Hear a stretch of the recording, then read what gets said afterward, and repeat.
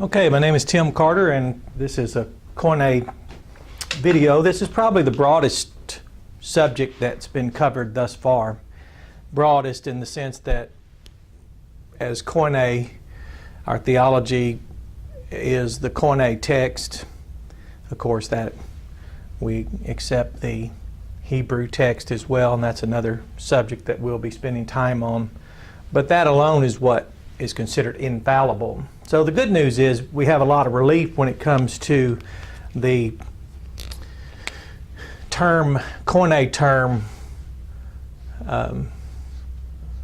It's not a big deal. It's not anything that would be hard or difficult to understand, especially I'll just transliterate it.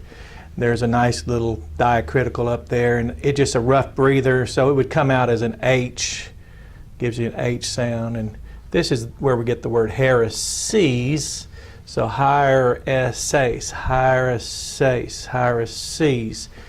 And this is where the word sect, from sectarianism, you hear about the religious sects out there, sectarian violence, and this is where sectarianism, violence and things you hear about. And of course, violence is always expected, because if we're not careful, and we can all fall prey to this, we all come from some type of, let's say, a conceptual mental construct, and that's just a large way of saying something we prefer. So I'll just use that transliteral word, heresy. Now, I'm not talking about damnable heresies. Plenty of people can go over that, and we'll do that in the future. However, it's just that sometimes if we're not careful when we're studying, we can forget that this is fallible. Fallible.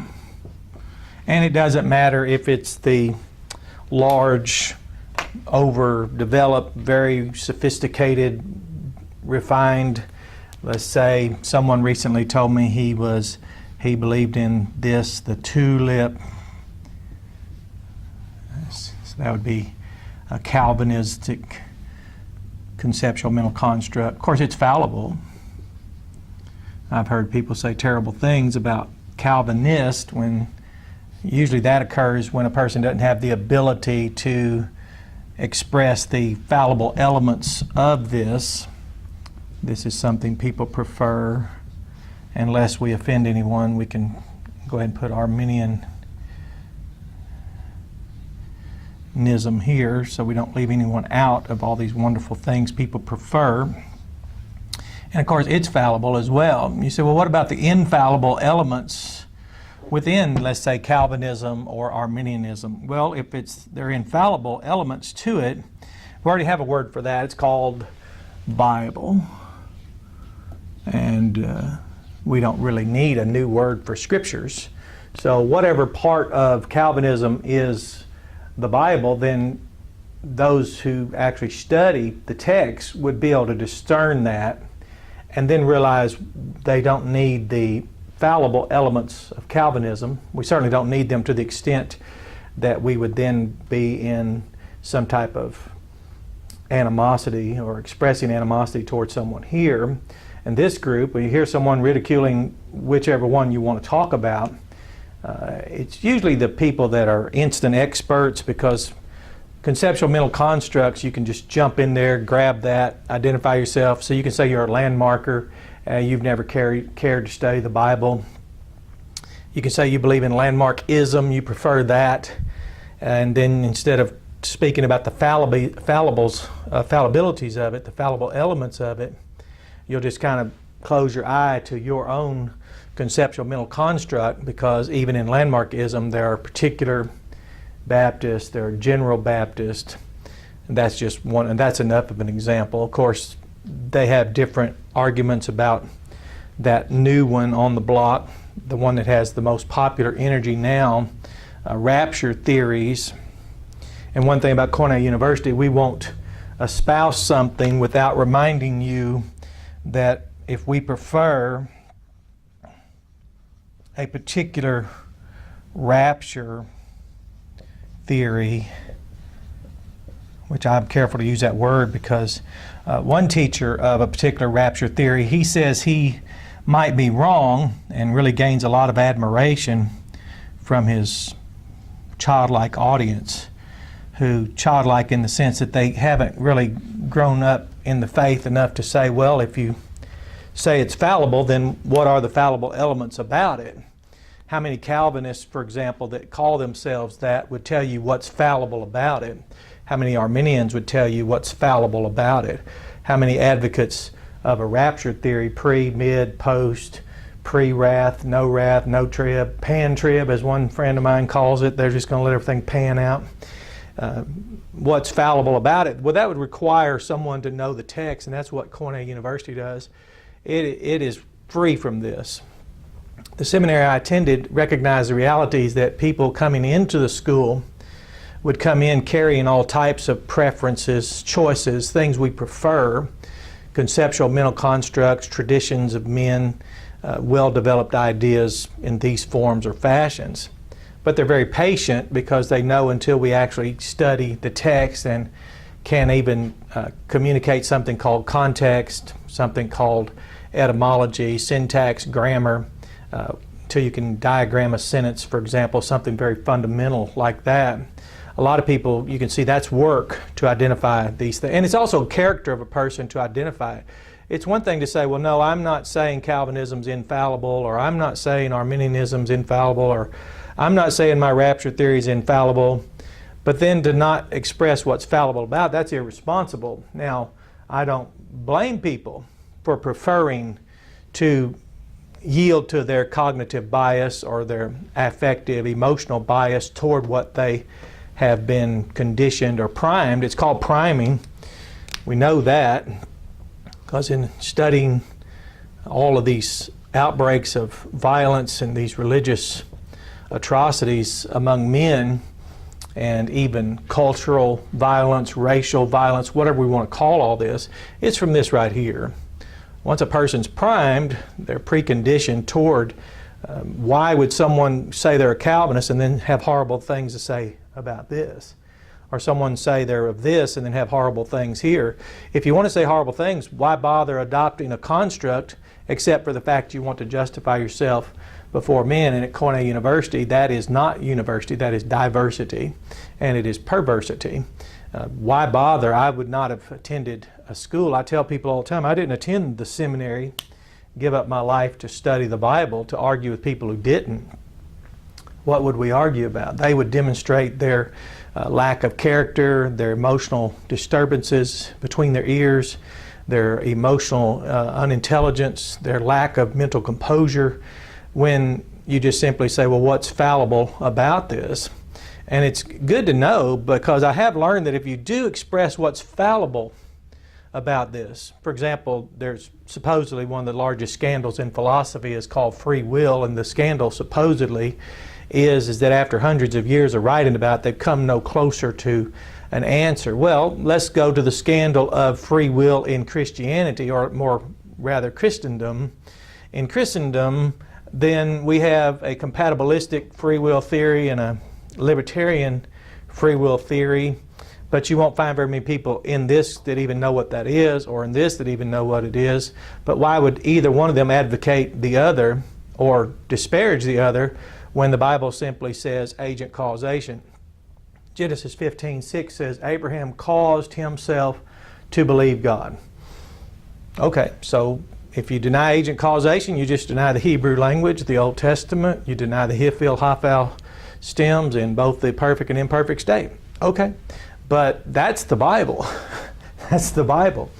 But how could you continue and sustain these conceptual mental constructs, which require no necessary Bible knowledge, just a willingness to embrace that which is being used for priming purposes, charging a person so that they would have this energy, this stored energy, to release upon someone who wouldn't agree with them? And which Calvinism do you wish someone to subscribe?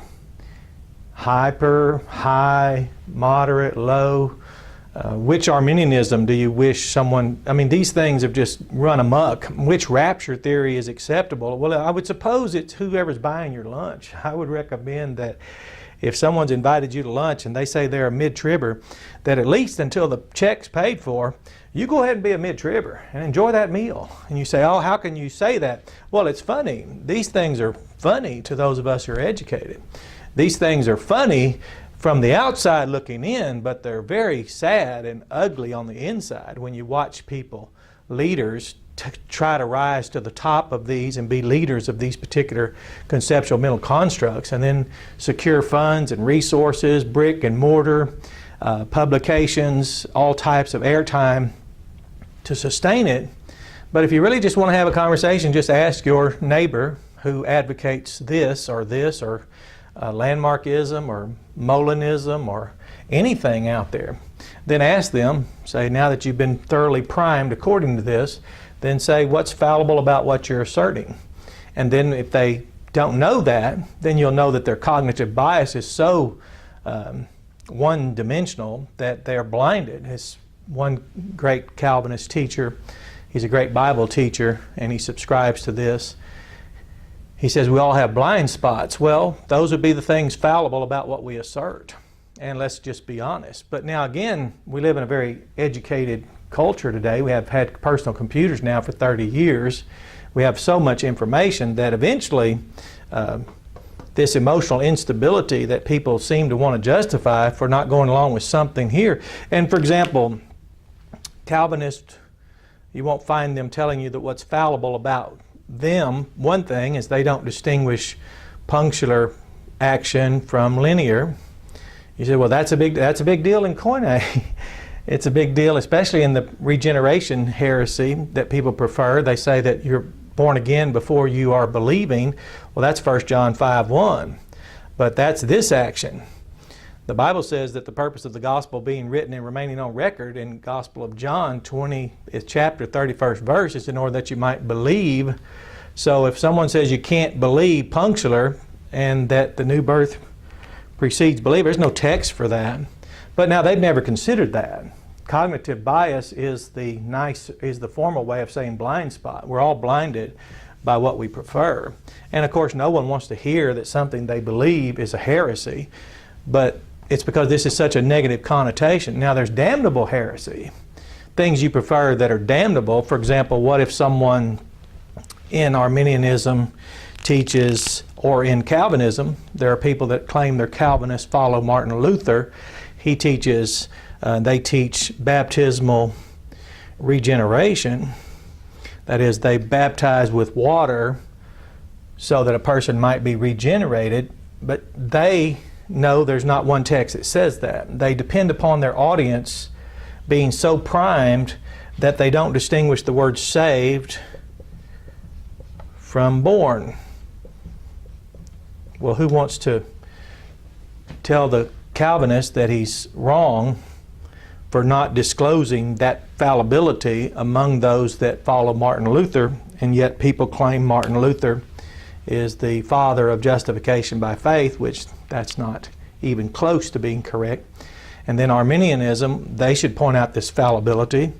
But if you have people out there who are primed and are willing to close their eyes to the great distinction between saved and born, and then to ignore that many texts cannot be proven to have water involved, nor in mind of the author, then you really have, they both are carrying some serious flaws, fallibilities, if you will, but for the conceptual mental construct that they've embraced because it was generated out from their minds, not out from this text.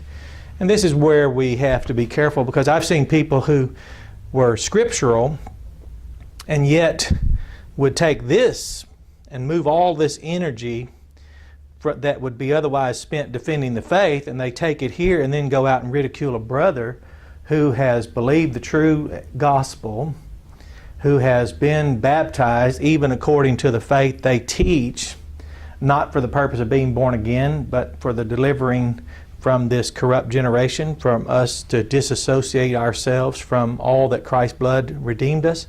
I've seen people be member of a local New Testament church, just like the Bible says, but then someone takes all this energy that should be for defending the faith and studying the Bible, and then they begin to release all that animosity, which calls into question their conversion in the first place.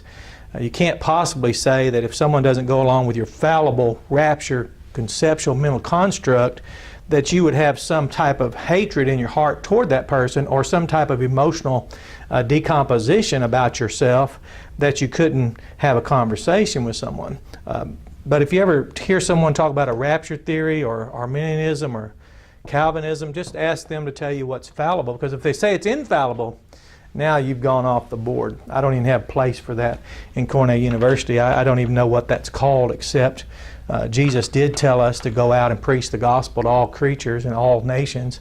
That would be a new ethnic group that would suppose their conceptual mental construct to be infallible rather than the Bible. So that's enough. That's plenty for any of us to take in. It requires a lot of work and effort.